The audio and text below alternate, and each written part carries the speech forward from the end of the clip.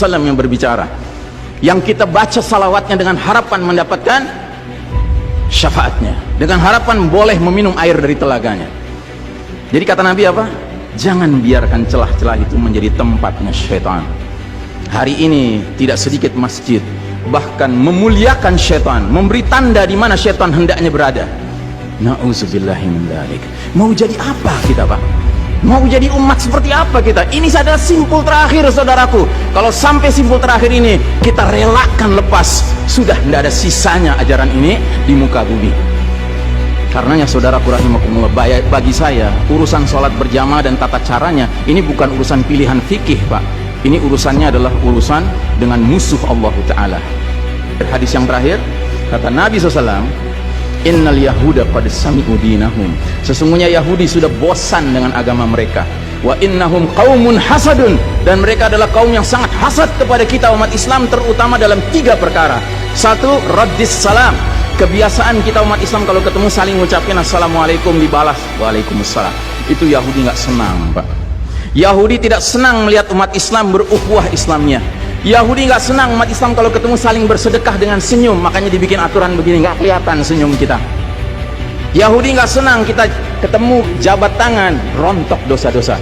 Maunya mereka begini saja jabatan tangannya. Dari mana ini semua?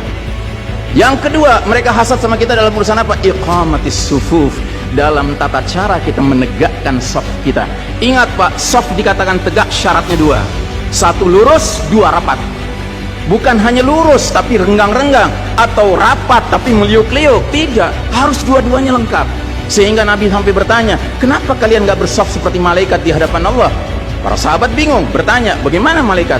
Kata Nabi, mereka mendahulukan saf awal dan mereka saling rapat satu sama lainnya. Jadi Nabi itu bangga kalau umat Islam sholatnya seperti para malaikat di hadapan Allah Ta'ala. Harusnya itu menjadi kebanggaan kita juga. Dan harusnya kita tersinggung kalau ada pihak yang berusaha untuk mengacak-acaknya. Dan yang terakhir, yang ketiga, Yahudi itu hasad sama kita dalam urusan apa? Dalam urusan umat Islam di belakang imam salat wajibnya mengucapkan amin.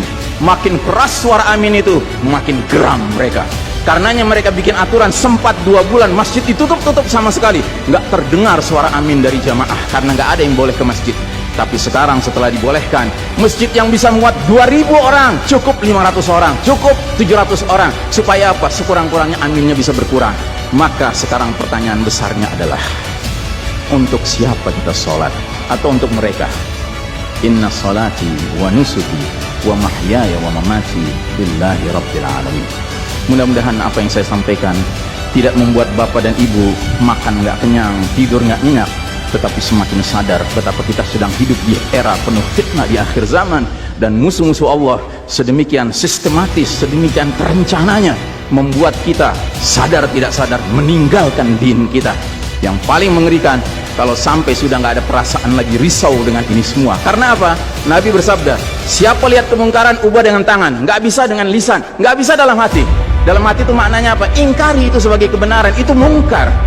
Dan itu kata Nabi selemah-lemahnya iman. Sehingga di hadis yang lain kata Nabi, kalau mengingkari saja sudah nggak ada, udah nggak ada iman sama sekali.